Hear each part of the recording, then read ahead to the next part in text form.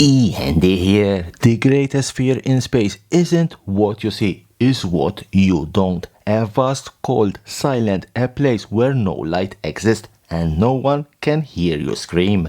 In the emptiness between stars, it's not always about where you are going, it's about what you have left behind. All of this haunting isolation is captured perfectly in Edge of Eternities through a chilling new mechanic.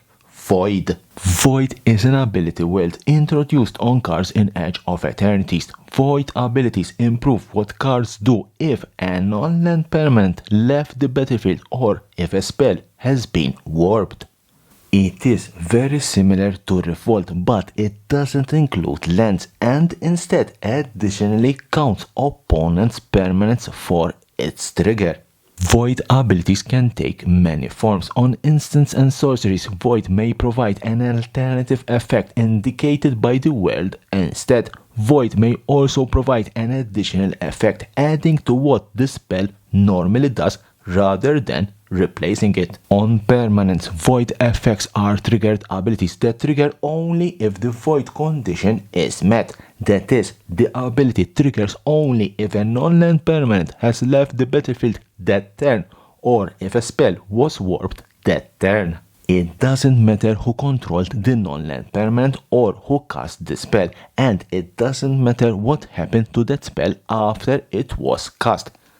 But how do you play Void? Let's build our battlefield and let's put some permanents in play. A creature, Tifa. An artifact, Buster Sword. An enchantment, Innkeeper's Talent. A planeswalker, Oko, Thief of Crowns. Some lands, let's put some lands. We have Fabled Passage and a food and treasure token. And I'm going to cast Tragic Trajectory. Tragic Trajectory for 1 black. Sorcery. Target creature gets -2/-2 until end of turn. Void. It gets -10/-10 until end of turn instead. Any spell with Void, it's a normal spell.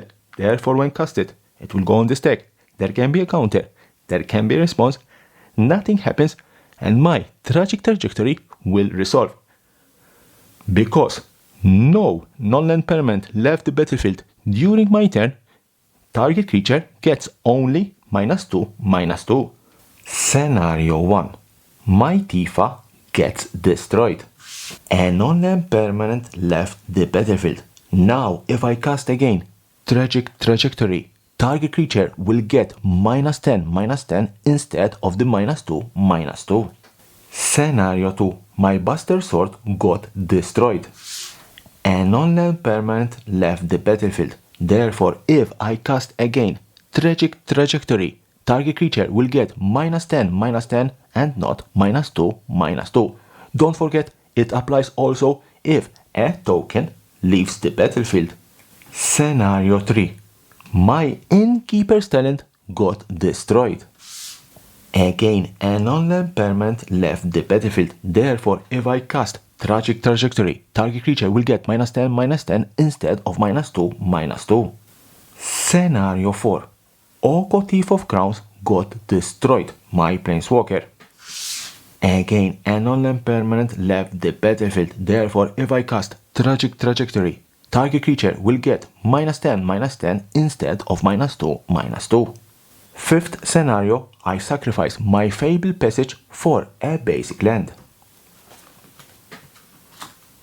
This time a land left the battlefield. Therefore, Void doesn't apply. And if I cast again Tragic Trajectory, target creature will only get -2/-2 and not -10/-10. Sixth scenario, I warp a creature. Bygone Colossus. Bygone Colossus for 3 generic mana warp. Because I warped a creature, if I cast Tragic Trajectory, target creature will get -10/-10 and not -2/-2. Some notes. Void triggers only if a non-land permanent, any non-land permanent, even your opponents, have left the battlefield this turn, or if a spell was warped this turn. This is the only condition imposed by this new mechanic. So this is how you play Warp. In my opinion, a very strong mechanic. Leave me a comment below. What do you think about Warp in Edge of Eternities? Subscription button is here. Subscribe for my channel for more and more interesting videos about Magic the Gathering and the collectible world. Liliana.